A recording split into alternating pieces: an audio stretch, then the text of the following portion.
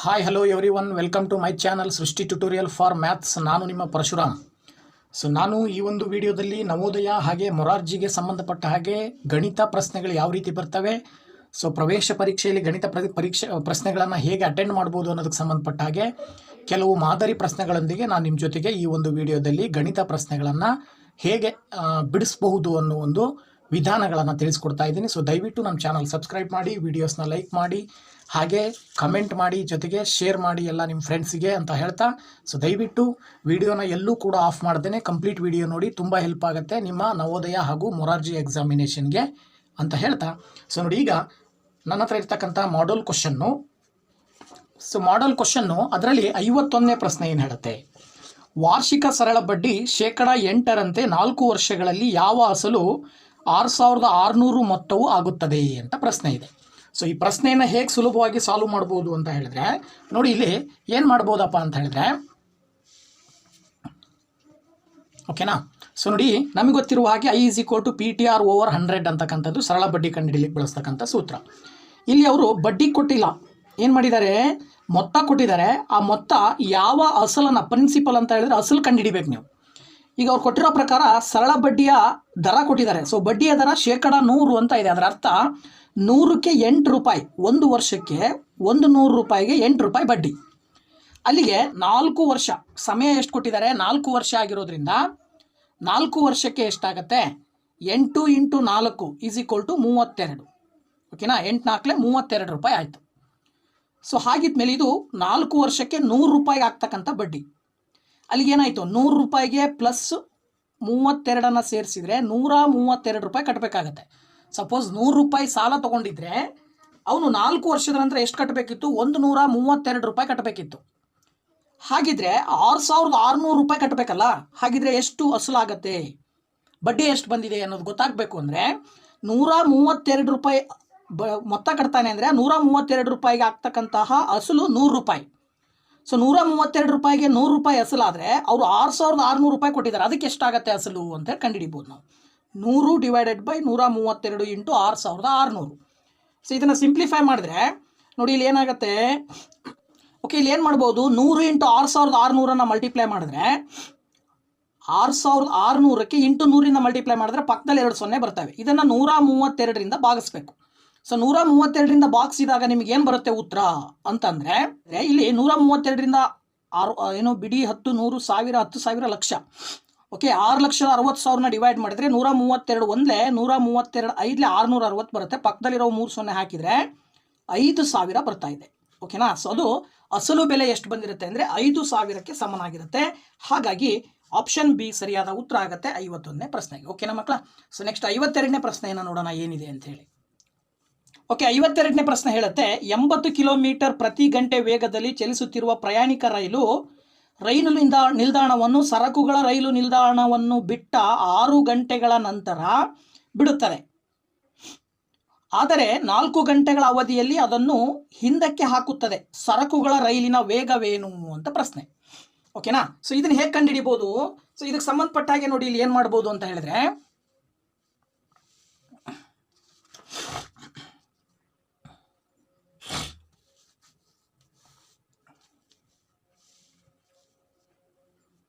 ನೋಡಿ, ಇಲ್ಲಿ ಇದೇನು ಹೇಳುತ್ತೆ, ಪ್ರಯಾಣಿಕ ರೈಲಿನ ವೇಗ ಕೊಟ್ಟಿದ್ದಾರೆ 80 ಕಿಲೋಮೀಟರ್ ಪ್ರತಿ ಗಂಟೆಗೆ. ಅದು ಎಷ್ಟು ದೂರ ಹೋಗುತ್ತೆ ಅಂದರೆ 4 ಗಂಟೆ ಕ್ರಮಿಸ್ತಾ ಇದೆ ಅಂದರೆ ದೂರ ಎಷ್ಟಾಗುತ್ತೆ, 80 ಮತ್ತು 4 ಗುಣಾಕಾರ ಮಾಡಿ ಏನು ಬರುತ್ತೆ, 320 ಕಿಲೋಮೀಟರ್ ಬರುತ್ತೆ. 320 ಕಿಲೋಮೀಟರ್ ಆಯಿತು. ಇನ್ನು ಸರಕುಗಳ ರೈಲು ಚಲಿಸಿದ ಅವಧಿ, ಈಗ ನಮಗೆ ಪ್ರಯಾಣಿಕ ರೈಲು ಚಲಿಸಿದ್ದು 4 ಗಂಟೆ ಅವ್ರು ಕೊಟ್ಟಿದ್ದಾರೆ. ಸರಕುಗಳ ರೈಲು ಎಷ್ಟು ಅವಧಿ ಚಲಿಸುತ್ತೆ ಅಂದರೆ, ಪ್ರಯಾಣಿಕ ರೈಲು ಚಲಿಸೋದಕ್ಕಿಂತ ಮುಂಚೆನೇ 6 ಗಂಟೆ ಮುಂಚಿತವಾಗಿಯೇ ಅದು ಬಿಟ್ಟಿತ್ತು ನಿಲ್ದಾಣವನ್ನು. ಹಾಗಿದ್ರೆ ಸರಕುಗಳ ರೈಲು ಚಲಿಸಿದ ಅವಧಿ ಎಷ್ಟಾಗತ್ತೆ, 4 ಗಂಟೆ ಯಾವುದ್ರದ್ದು ಪ್ರಯಾಣಿಕ ರೈಲಿಂದ, ಅದ್ರ ಜೊತೆಗೆ 6 ಗಂಟೆ ಮುಂಚಿತವಾಗಿ ಅದು ಪ್ರಯಾಣ ಪ್ರಾರಂಭ ಮಾಡಿರೋದ್ರಿಂದ ಅವೆರಡನ್ನ ಕೂಡಿದ್ರೆ 10 ಗಂಟೆ ಆಗತ್ತೆ. ಇದು ಸರಕುಗಳ ರೈಲು ಚಲಿಸಿದ ಅವಧಿ 10 ಗಂಟೆ. ಹಾಗಿದ್ರೆ ಅದು ದೂರ ಎಷ್ಟಾಯಿತು, ಎಷ್ಟು ದೂರ ಕ್ರಮಿಸ್ತಾ ಇದೆ ಅಂತಕ್ಕಂಥದ್ದನ್ನು ನಾವು ನೋಡೋದಾದರೆ ನೋಡಿ, ಇದು ಕೂಡ 10 ಗಂಟೆ ಚಲಿಸ್ತಾ ಇದೆ ಅಂತ ಹೇಳಿದ್ರೆ ದೂರ ಎಷ್ಟಾಯಿತು, 10 ಗಂಟೆಗೆ 1 ಕಿಲೋಮೀಟರ್ಗೆ ಸರಕು ರೈಲಿನ ವೇಗ ಗೊತ್ತಿಲ್ಲ ನಮಗೆ. 10 ಗಂಟೆಗೆ ಎಷ್ಟು ದೂರ ಕ್ರಮಿಸ್ತಾ ಇದೆ ಅಂದರೆ ಅದು ಕೂಡ 320 ಕಿಲೋಮೀಟರ್ ತಲುಪಿರ್ತಕ್ಕಂಥದ್ದು. ಗೊತ್ತಾಯ್ತಲ್ವಾ? ಪ್ರಯಾಣಿಕ ರೈಲಿನ ವೇಗ ಎಷ್ಟು ದೂರ ಕ್ರಮಿಸಿದೆಯೋ ಇದು ಕೂಡ 320 ಕಿಲೋಮೀಟರ್ನೇ ಕ್ರಮಿಸಿದೆ. ಸಮಯ ಜಾಸ್ತಿ ತಗೊಂಡಿದೆ, ಹಾಗಾದ್ರೆ ವೇಗನೂ ಕಡಿಮೆ ಆಗುತ್ತೆ. ಎಷ್ಟಾಗುತ್ತೆ ಅಂದರೆ ಸರಕು ರೈಲಿನ ವೇಗ = ದೂರ ಡಿವೈಡೆಡ್ ಬೈ 10 ಸಮಯ ಅಂತ ಹೇಳ್ತೀವಿ ನಾವು. ಸೊ ದೂರ ಎಷ್ಟು ಬಂದಿದೆ ಇಲ್ಲಿ? 320 ಡಿವೈಡೆಡ್ ಬೈ 10 ಮಾಡಿದರೆ 0 ಕ್ಯಾನ್ಸಲ್ ಆದರೆ 32 ಕಿಲೋಮೀಟರ್ ಪ್ರತಿ ಗಂಟೆ. 1 ಗಂಟೆಗೆ 32 ಕಿಲೋಮೀಟರ್ ವೇಗದಲ್ಲಿ ಕ್ರಮಿಸುತ್ತೆ. ಯಾವುದು? ಸರಕುಗಳ ರೈಲು ಆ ಒಂದು ವೇಗದಲ್ಲಿ ಕ್ರಮಿಸುತ್ತೆ ಅಂತ ಅರ್ಥ. ಸೊ ಅದ್ರ ಪ್ರಕಾರ 32ನೇ ಪ್ರಶ್ನೆ ಸರಿಯಾದ ಉತ್ತರ ಆಗುತ್ತೆ. 32ನೇ ಆನ್ಸರ್ ಅಂದರೆ ಆಪ್ಷನ್ ಎ ಸರಿಯಾದ ಉತ್ತರ ಆಗುತ್ತೆ 52ನೇ ಪ್ರಶ್ನೆಗೆ. ಓಕೆನಾ? ಸೊ ನೆಕ್ಸ್ಟ್ 53ನೇ ಪ್ರಶ್ನೆಯನ್ನು ನೋಡೋಣ ಮಕ್ಕಳೇ, ಏನು ಹೇಳುತ್ತೆ. ಸೊ ನೋಡಿ, 53ನೇ ಪ್ರಶ್ನೆ ಹೇಳುತ್ತೆ, ಒಬ್ಬ ಹಣ್ಣಿನ ಮಾರಾಟಗಾರನು 1 ರೂಪಾಯಿಗೆ 2 ನಿಂಬೆಹಣ್ಣಿನಂತೆ ಹಲವು ನಿಂಬೆಹಣ್ಣುಗಳನ್ನು ಖರೀದಿಸುತ್ತಾನೆ. ಅದನ್ನು 3 ರೂಪಾಯಿಗೆ 5 ನಿಂಬೆಹಣ್ಣಿನಂತೆ ಮಾರುತ್ತಾನೆ. ಅವನ ಲಾಭದ ಪ್ರಮಾಣವೇನು ಅಂತ ಪ್ರಶ್ನೆ. ಸೊ ಇಲ್ಲಿ ತುಂಬ ಸಿಂಪಲ್ ಆಗಿ ನಾವು ಇದನ್ನು ಕಂಡುಹಿಡಿಬೋದು. ನೋಡಿ, ಕೊಂಡ ಬೆಲೆ 1 ನಿಂಬೆಹಣ್ಣಿಗೆ 50 ಪೈಸೆ ಆಗುತ್ತೆ. ಅವನು 3 ನಿಂಬೆಹಣ್ಣಿಗೆ 1.5 ರೂಪಾಯಿ ಕೊಟ್ಟು 3 ನಿಂಬೆಹಣ್ಣು ತೊಗೊಂಡಿದ್ದಾನೆ ಅಂದರೆ ಅಲ್ಲಿ 1 ನಿಂಬೆಹಣ್ಣಿಗೆ 50 ಪೈಸೆ ಆಯಿತು. ಇದು ಕೊಂಡ ಬೆಲೆ. ಇನ್ನು ಮಾರಿದ ಬೆಲೆ ಸಿಗಬೇಕು ಅಂದರೆ ಶೇಕಡ ಎಷ್ಟರಲ್ಲಿ ಮಾರಿದಾನವನು ಅಂತ ಹೇಳಿದ್ರೆ ನೋಡಿ, ಅಲ್ಲಿ ಕೊಟ್ಟಿರ್ತಕ್ಕಂಥದ್ರ ಪ್ರಕಾರ 5 ನಿಂಬೆಹಣ್ಣಿಗೆ 3 ನಿಂಬೆಹಣ್ಣು ಮಾರ್ತಾ ಇದ್ದಾನೆ 3 ರೂಪಾಯಿಗೆ. 5 ನಿಂಬೆಹಣ್ಣಿನ ಬೆಲೆ 3 ರೂಪಾಯಿ ಮಾರಾಟ ಮಾಡಿರೋದು. ಅಲ್ಲಿಗೆ ಏನಾದರೂ ಅದನ್ನು ನಾವು ಶೇಕಡದಲ್ಲಿ ಹೇಳಿದ್ರೆ ಇಂಟು 100 ಮಾಡಿದ್ರೆ ಏನು ಬರುತ್ತೆ ಉತ್ತರ? 5ರಿಂದ 100 ಬಾಗಿಸಿದ್ರೆ 5 2 10 20 20 ಮತ್ತು 3 ಗುಣಾಕಾರ ಮಾಡಿದ್ರೆ 60 ಬರ್ತಾ ಇದೆ. ಇದು 60 ಪೈಸೆ. ಕೊಂಡ ಬೆಲೆ 50 ಪೈಸೆ, ಮಾರಿದ ಬೆಲೆ 1 ನಿಂಬೆಹಣ್ಣಿಗೆ 60 ಪೈಸೆ ತಗೊಳ್ತಾ ಇದ್ದಾನೆ. ಅಲ್ಲಿಗೆ ಲಾಭ ಎಷ್ಟಾಯಿತು? ಕೊಂಡ ಬೆಲೆಯಲ್ಲಿ ಮಾರಿದ ಬೆಲೆಯನ್ನು ಕಳಿಬೇಕಲ್ವಾ? ಸೊ ಕೊಂಡ ಬೆಲೆಯಲ್ಲಿ ಕ್ಷಮಿಸಿ, ಇದು ಉಲ್ಟಾ ಆಗಬೇಕು. ಇದು ಮಾರಿದ ಬೆಲೆ, ಇದು ಕೊಂಡ ಬೆಲೆ. ಸೊ ಮಾರಿದ ಬೆಲೆಯಲ್ಲಿ ಕೊಂಡ ಬೆಲೆಯನ್ನು ಕಳೆದ್ರೆ ಲಾಭ ಸಿಗುತ್ತೆ. ಎಷ್ಟು ಸಿಗ್ತಾ ಇದೆ? 10 ಪೈಸೆ ಲಾಭ ಸಿಗ್ತಾ ಇದೆ. ಲಾಭ ಎಷ್ಟು ಸಿಗ್ತಾ ಇದೆ ನಿಮಗೆ? 10 ಪೈಸೆ ಸಿಗ್ತಾ ಇದೆ. ಸೊ ಇದನ್ನು ಶೇಕಡಾದಲ್ಲಿ ಹೇಳಿದಾಗ ಶೇಕಡ ಲಾಭ ಲಾಭ ಎಷ್ಟು? 10 ಡಿವೈಡೆಡ್ ಬೈ ಕೊಂಡ ಬೆಲೆ ಅಂದರೆ ಎಷ್ಟು? 50 ಪೈಸೆಗೆ ಅವನು ಕೊಂಡಿದ್ದು.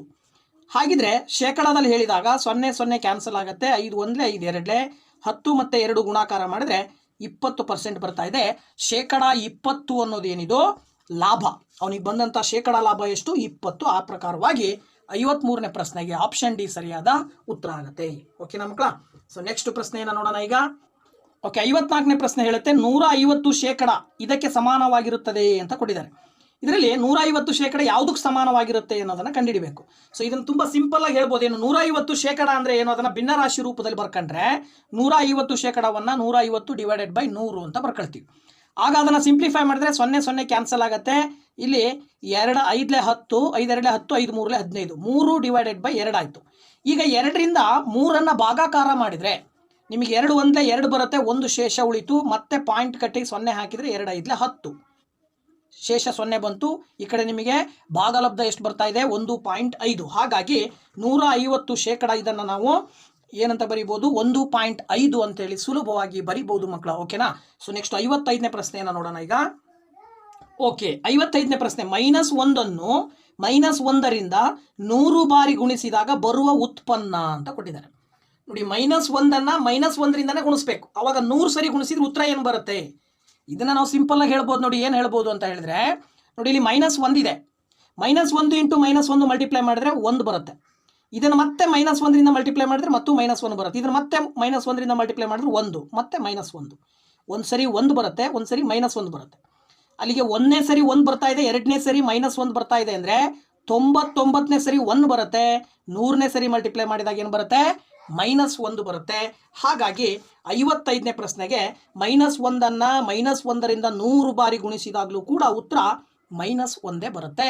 ಹಾಗಾಗಿ 55ನೇ ಪ್ರಶ್ನೆಗೆ ಆಪ್ಷನ್ ಬಿ ಸರಿಯಾದ ಉತ್ತರ ಆಗುತ್ತೆ. ಓಕೆನಾ ಮಕ್ಕಳ? ಸೊ ನೆಕ್ಸ್ಟ್ ಪ್ರಶ್ನೆಯನ್ನು ನೋಡೋಣ ಈಗ. ಓಕೆ, 56ನೇ ಪ್ರಶ್ನೆ ಹೇಳುತ್ತೆ, ಮೊದಲ 100 ನೈಸರ್ಗಿಕ ಸಂಖ್ಯೆಗಳಲ್ಲಿ 3 ಮತ್ತು 5 ಎರಡರ ಗುಣಾಂಶಗಳ ಸಂಖ್ಯೆಗಳ ಸಂಖ್ಯೆ ಅಂತ ಕೊಟ್ಟಿದ್ದಾರೆ. ನೋಡಿ, 100ಕ್ಕಿಂತ ಕಡಿಮೆ ಇರಬೇಕು ಆ ಬೆಲೆಗಳು. ಜೊತೆಗೆ ನೀವು ತಗೊಳ್ಳೋ ಎಲ್ಲ ಬೆಲೆಗಳು 3 ಮತ್ತು 5 ಇವೆರಡರ ಗುಣಾಂಶ ಅಂತ ಕೊಟ್ಟಿದ್ದಾರೆ. ಇದರ ಅರ್ಥ 3 ಮತ್ತು 5 ಗುಣಿಸಿದ್ರೆ ಏನು ಬರುತ್ತೆ? 15 ಬರುತ್ತೆ. ಸೊ 15ರಿಂದ ಭಾಗ ಆಗುವ ಸಂಖ್ಯೆಗಳಾಗಿರಬೇಕು, ಅವೆಲ್ಲವೂ 100ಕ್ಕಿಂತ ಕಡಿಮೆ ಇರಬೇಕು ಅಂತ. ಓಕೆನಾ? ಸೊ ಅದ್ರ ಪ್ರಕಾರ ನೀವು ನೋಡಿ, 3 ಮತ್ತು 5 ಗುಣಿಸಿದ್ರೆ 3 5 15 ಬರುತ್ತೆ. 15ರಿಂದ ಭಾಗ ಆಗೋ ಸಂಖ್ಯೆಗಳು ಮೊದಲು 15, 1ನೇದು, 2ನೇದು 30, 3ನೇದು 45, 4ನೇದು 60, ಐದನೇದು 75, ಆರನೇದು 90, ಏಳನೇದು ಬರೆದ್ರೆ 105 ಬರುತ್ತೆ. ಹಾಗಾಗಿ ಅದನ್ನು ತಗೊಳ್ಳೋ ಹಾಗಿಲ್ಲ. ನೀವು ಇಷ್ಟು ಸಂಖ್ಯೆಗಳನ್ನು ಮಾತ್ರ ತಗೊಳ್ಬೇಕು. ಎಷ್ಟಾದವು? 1, 2, 3, 4, 5, 6 ಸಂಖ್ಯೆಗಳು ಬಂದಿದ್ದಾವೆ. ಇವು ಮೊದಲ 100 ನೈಸರ್ಗಿಕ ಸಂಖ್ಯೆಗಳಲ್ಲಿ 3 ಮತ್ತು 5ರ ಎರಡರ ಗುಣಾಂಶಗಳ ಸಂಖ್ಯೆಗಳಿಗೆ ಸಮನಾಗಿರ್ತಕ್ಕಂಥದ್ದು ಒಟ್ಟು 6 ಸಂಖ್ಯೆಗಳು ಬರ್ತವೆ. ಅವೆಲ್ಲವೂ 100ಕ್ಕಿಂತ ಕಡಿಮೆ ಬೆಲೆಯನ್ನು ಹೊಂದಿರತಕ್ಕಂಥವಾಗಿರ್ತವೆ. ಹಾಗಾಗಿ 56ನೇ ಪ್ರಶ್ನೆಗೆ ಆಪ್ಷನ್ ಡಿ ಸರಿಯಾದ ಉತ್ತರ ಆಗುತ್ತೆ. ನೆಕ್ಸ್ಟ್ ಪ್ರಶ್ನೆಯನ್ನು ನೋಡೋಣ ಮಕ್ಕಳ. ಈಗ ನಾವು 57ನೇ ಪ್ರಶ್ನೆ ನೋಡಿ. ಒಂದು ಆಯತಾಕಾರದ ಕ್ಷೇತ್ರದ ಉದ್ದವು ಅದರ ಅಗಲಕ್ಕಿಂತ 2 ಪಟ್ಟಿರುತ್ತದೆ. ಅಡ್ಡ 8 ಮೀಟರ್, ಚದರ ಈಜುಕೊಳವು ಕ್ಷೇತ್ರದ 8ನೇ 1 ಭಾಗವನ್ನು ಆಕ್ರಮಿಸುತ್ತದೆ. ಆಯತಾಕಾರದ ಕ್ಷೇತ್ರದ ಉದ್ದವು ಏನು? ಸ್ವಲ್ಪ ಡಿಫಿಕಲ್ಟ್ ಆಗಿರ್ತಕ್ಕಂಥ ಪ್ರಶ್ನೆ ಇದು ನೋಡಿ. ಒಂದು ಆಯತಾಕಾರದ ಕ್ಷೇತ್ರದ ಉದ್ದ, ಒಂದು ಆಯತಾಕಾರ ಇದೆ. ಆಯತಾಕಾರವಾಗಿರ್ತಕ್ಕಂಥ ಕ್ಷೇತ್ರದ ಉದ್ದ ಅದರ ಅಗಲಕ್ಕಿಂತ 2 ಪಟ್ಟಿರುತ್ತದೆ. ಓಕೆನಾ? ಹಾಗಿದ್ರೆ ಅಡ್ಡ 8 ಮೀಟರ್ ಚದರ ಈಜುಕೊಳವು, ಅದರ ಅಡ್ಡ ಒಂದು ಇದೆ. ಏನು? 8 ಮೀಟರ್ ಚದರದ ಈಜುಕೊಳ ಇದೆ.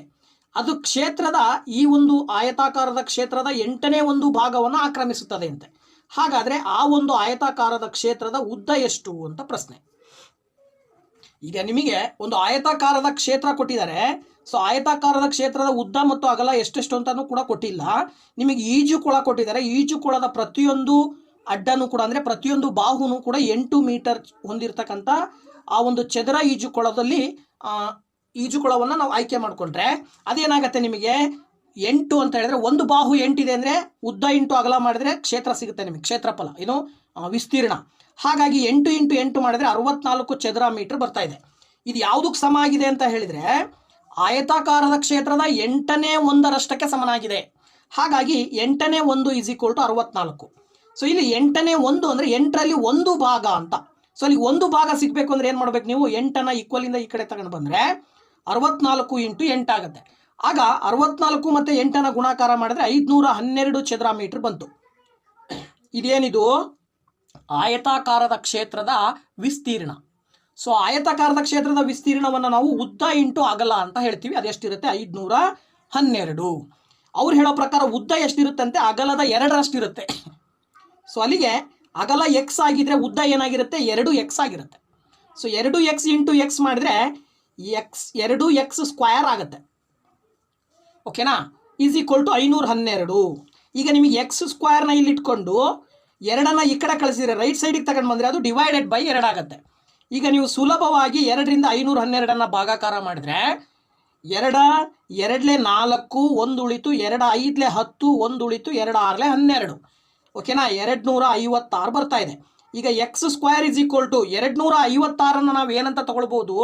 2 ಸಂಖ್ಯೆಗಳನ್ನು ಗುಣಿಸಿದಾಗ 256 ಬರುತ್ತೆ. ಆ 2 ಸಂಖ್ಯೆಗಳು ಯಾವುದು ಅಂತ ಕನ್ಸಿಡರ್ ಮಾಡಿದ್ರೆ ಈಗ ನೀವು 16 × 16 ಮಾಡಿರಿ ಎಷ್ಟು ಬರುತ್ತೆ? 6 6 36, 6 1 6 3 9, 6 1 6, 1 1 1 ಕೂಡಿದ್ರೆ ಏನು ಬರ್ತಾ ಇದೆ? 9 1 10, 15ಕ್ಕೆ 5, 10ಕ್ಕೆ 1, 1 1 2. ಓಕೆನಾ? 256 ಬರ್ತಾ ಇದೆ. ಹಾಗಾಗಿ 256ನ್ನು ನಾವೇನಂತ ಬರೀಬೋದು? 16 ಸ್ಕ್ವೇರ್ ಅಂತ ಬರೀಬೋದು. ಯಾಕೆ ಅಂದರೆ 16ನ್ನು 2 ಬಾರಿ ಗುಣಾಕಾರ ಮಾಡಿದಾಗ ನಿಮಗೆ 256 ಬರ್ತಾ ಇರೋದ್ರಿಂದ 16 × 16 ಅಂದರೆ 16 ಸ್ಕ್ವೇರ್. 2 ಲೆಫ್ಟ್ ಮತ್ತು ರೈಟ್ ಸೈಡಲ್ಲಿರೋ ಸ್ಕ್ವೇರ್ ಕ್ಯಾನ್ಸಲ್ ಆದರೆ ಎಕ್ಸ್ನ ಬೆಲೆ ಬಂದುಬಿಟ್ಟು 16 ಸಿಗ್ತಾ ಇದೆ. ಇದೇನಿದು? ಎಕ್ಸ್ ಅನ್ನೋದು ಅಗಲ. x = 16. ಅಲ್ಲಿಗೆ ಉದ್ದ ಏನಾಗಿರುತ್ತೆ? ಅಗಲದ 2ರಷ್ಟು ಅಂತ ಹೇಳಿದ್ರೆ 2x ಅಂದರೆ 16ನ್ನು 2ರಿಂದ ಗುಣಾಕಾರ ಮಾಡಿರಿ, 16 2 32. ಓಕೆನಾ?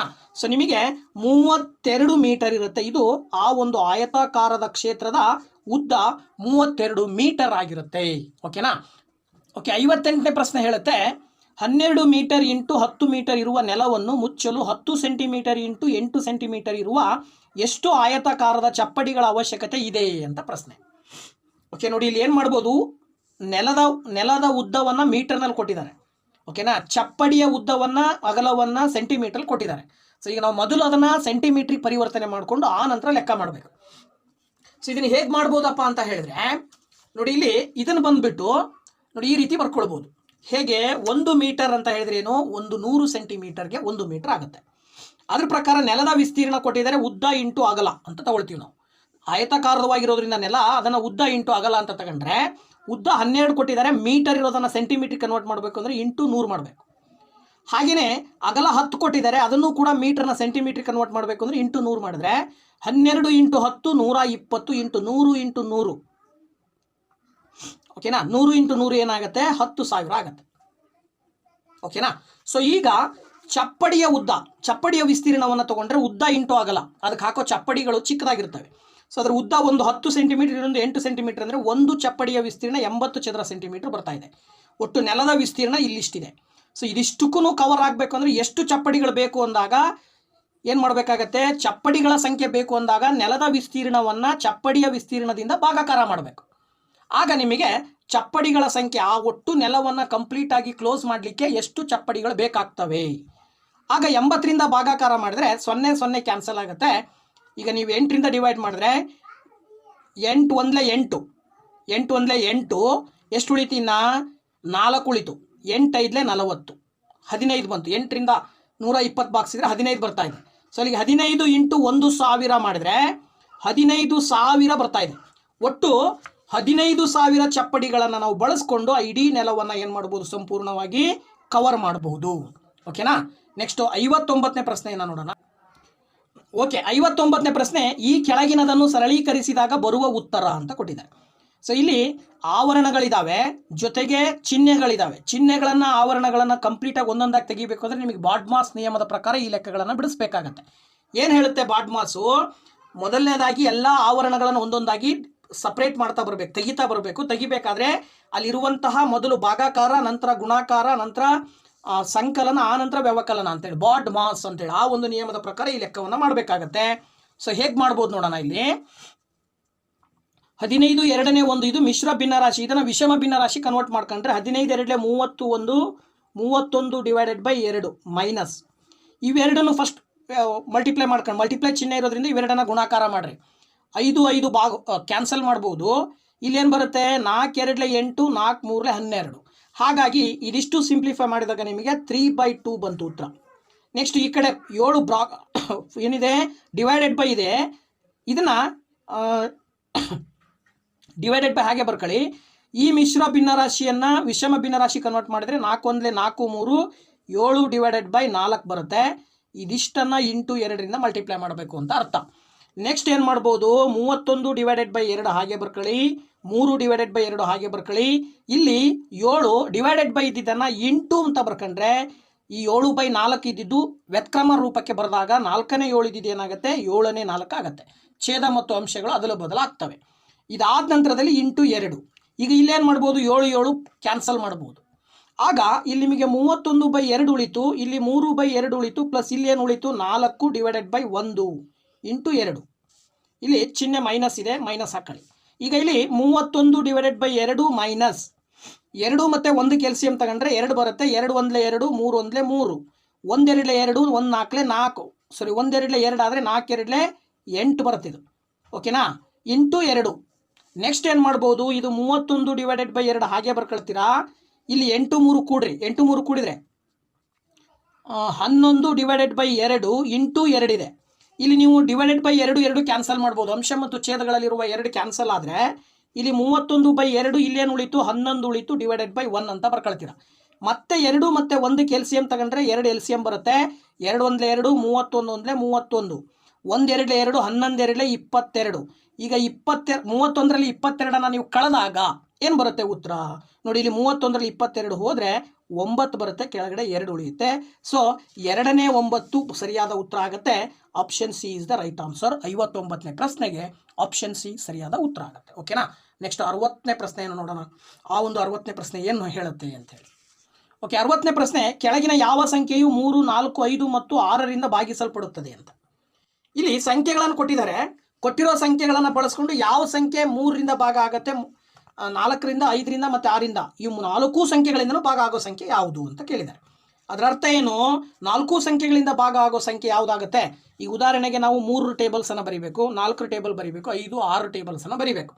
ಸೊ ಅಷ್ಟು ಟೇಬಲ್ಸಲ್ಲಿ 4 ಸಂಖ್ಯೆಗಳಿಂದ ಭಾಗ ಆಗೋ ಸಂಖ್ಯೆ ಯಾವ್ದು ಸಿಗುತ್ತೆ ಅಂತ ನೋಡಿದರೆ, ಈಗ ನೋಡಿ ನಾನು ಒಂದೊಂದಾಗಿ ನೋಡ್ತಾ ಹೋಗ್ತೀನಿ. 3 3 1 3, 3 2 6, 3 3 9, 3 4 12, 3 5 15, 3 6 18, 3 7 21, 3 8 24, 3 9 27, 3 10 30. ಓಕೆನಾ? ಇವಿಷ್ಟು ಸಂಖ್ಯೆಗಳನ್ನು ನೋಡಿದರೆ ಇವು ಕೆಲವು 3ರಿಂದ ಭಾಗ ಆಗ್ತವೆ, ಕೆಲವು 4ರಿಂದ ಆಗ್ತವೆ, ಕೆಲವು 5ರಿಂದ ಆಗ್ತವೆ. 6ರಿಂದ ಭಾಗ ಆಗೋ ಯಾವೂ ಇಲ್ಲ ಇಲ್ಲಿ. ಓಕೆನಾ? ಹಾಗಾಗಿ ಈಗ ನೀವು ಎಲ್ಲ ಸಂಖ್ಯೆಗಳಿಂದನೂ ಭಾಗ ಆಗಬೇಕು ಅಂತಂದರೆ ಯಾವ ಸಂಖ್ಯೆ ತಗೊಳ್ತೀರಾ ಅಂತ ನೋಡಿದಾಗ ಇಲ್ಲಿ ನಿಮಗೆ ಕೊಟ್ಟಿರೋ ಆಪ್ಷನ್ಸ್ಗಳನ್ನು ನೋಡ್ರಿ. 36 ಇದೆ. ಸೊ ಇದು 36 3ರಿಂದ ಡಿವೈಡ್ ಆಗುತ್ತೆ, ಹಾಗೆಯೇ 4ರಿಂದನೂ ಡಿವೈಡ್ ಆಗುತ್ತೆ, 6ರಿಂದ ಡಿವೈಡ್ ಆಗುತ್ತೆ, ಬಟ್ 5ರಿಂದ ಡಿವೈಡ್ ಆಗಲ್ಲ. ಹಾಗಾಗಿ ಈ ಆಪ್ಷನ್ ಅಲ್ಲ. ಬಿ ಆಪ್ಷನ್ ನೋಡಿದರೆ 60 ಇದೆ. ಸೊ ಇದು 60 3ರಿಂದ ಡಿವೈಡ್ ಆಗುತ್ತೆ, 3 × 20 ಮಾಡಿದರೆ 60 ಬರುತ್ತೆ. 4ರಿಂದ ಡಿವೈಡ್ ಆಗುತ್ತೆ, 15 4 60 ಬರುತ್ತೆ. ಹಾಗೆಯೇ 5ರಿಂದ ಡಿವೈಡ್ ಆಗುತ್ತೆ, ಎಷ್ಟು 5 6 12 5 60 ಬರುತ್ತೆ. ಹಾಗೆಯೇ 6ರಿಂದನೂ ಡಿವೈಡ್ ಆಗುತ್ತೆ, 6 10 60. ಅಲ್ಲಿಗೆ 3 4 5 6 4 ಸಂಖ್ಯೆಗಳಿಂದ ಡಿವೈಡ್ ಆಗೋದು ಯಾವುದು? 60. ಈ ರೀತಿ ಹೇಳ್ಬೋದು. ಅಥವಾ ಇದನ್ನು ಇನ್ನೊಂದು ವಿಧಾನವನ್ನು ಬಳಸಿ ಹೇಳ್ತೀವಿ. ನಾವು ಹೆಂಗೆ ಬಳಸ್ಬೋದು ವಿಧಾನ ಅಂತ ಹೇಳಿದ್ರೆ ಲಾಸಾ ಕಂಡುಹಿಡಿತಕ್ಕಂಥದ್ದು. ಸೊ ಲಾಸಾ ಕಂಡುಹಿಡಿಯೋ ವಿಧಾನವನ್ನು ಬಳಸಿ ಕೂಡ ಇದನ್ನು ನಾವು ಸುಲಭವಾಗಿ ಕಂಡುಹಿಡಿಬೋದು. ನೋಡಿ ಇಲ್ಲಿ 3 1 ಇದು 4 ಹೋಗಲ್ಲ, 5 ಹೋಗಲ್ಲ, 3 2. ನೆಕ್ಸ್ಟು 2ರಿಂದ ತಗೊಂಡ್ರೆ 1, ಇದು 2 2, 5 ಹೋಗಲ್ಲ, ಇದು 2 1. ನೆಕ್ಸ್ಟ್ ಇಲ್ಲಿ ಏನು ಬರುತ್ತೆ? 1 ಇಲ್ಲಿ 2 ತಗೊಳ್ಬೇಕು, 2 1, ಇಲ್ಲಿ 5 ಹೋಗಲ್ಲ. ನೆಕ್ಸ್ಟ್ ಇಲ್ಲಿ ಮತ್ತೆ 5 ತೊಗೊಂಡ್ರೆ 1 1 5 5 1 1. ಎಷ್ಟು ಬರುತ್ತೆ? 5 2 10, 10 2 20, 23 60. ಇವಿಷ್ಟು ಸಂಖ್ಯೆಗಳನ್ನು ಗುಣಾಕಾರ ಮಾಡಿದ್ರೂ ನಿಮಗೆ ಉತ್ತರ ಬರ್ತದೆ. ಲಾಸಾ ಕಂಡುಹಿಡಿಯೋದ್ರ ಮೂಲಕ ಕಂಡುಹಿಡಿಬೋದು. ಆಪ್ಷನ್ ಬಿ ಸರಿಯಾದ ಉತ್ತರ 60ನೇ ಪ್ರಶ್ನೆಗೆ. ಓಕೆನಾ ಮಕ್ಕಳೇ? ಸೊ ಇಷ್ಟೋ ತನಕ ನಮ್ಮ ವಿಡಿಯೋ ನೋಡಿದ್ದಕ್ಕೆ ತುಂಬ ಥ್ಯಾಂಕ್ಸ್. ಹೀಗೆ ಇದೇ ರೀತಿ ನಿಮ್ಮ ಒಂದು ನವೋದಯ ಮೊರಾರ್ಜಿ ಪರೀಕ್ಷೆಗಳಿಗೆ ತುಂಬ ಹೆಲ್ಪ್ ಆಗೋ ರೀತಿಯಲ್ಲಿ ಮ್ಯಾಥ್ಸ್ ಕ್ವಶನ್ಸನ್ನು ನಾನು ನಿಮ್ಮ ಜೊತೆಗೆ ಹಂಚ್ಕೊಳ್ತೀನಿ. ಸೊ ದಯವಿಟ್ಟು ನಮ್ಮ ಚಾನಲ್ ಸಬ್ಸ್ಕ್ರೈಬ್ ಮಾಡಿ, ವಿಡಿಯೋಸ್ ಲೈಕ್ ಮಾಡಿ, ಶೇರ್ ಮಾಡಿ, ಜೊತೆಗೆ ಕಮೆಂಟ್ ಮಾಡೋದನ್ನು ಮರಿಬೇಡಿ. ಮತ್ತೆ ನಿಮ್ಮ ಭೇಟಿ ಮುಂದಿನ ವಿಡಿಯೋದಲ್ಲಿ. Thank you very much. Bye bye.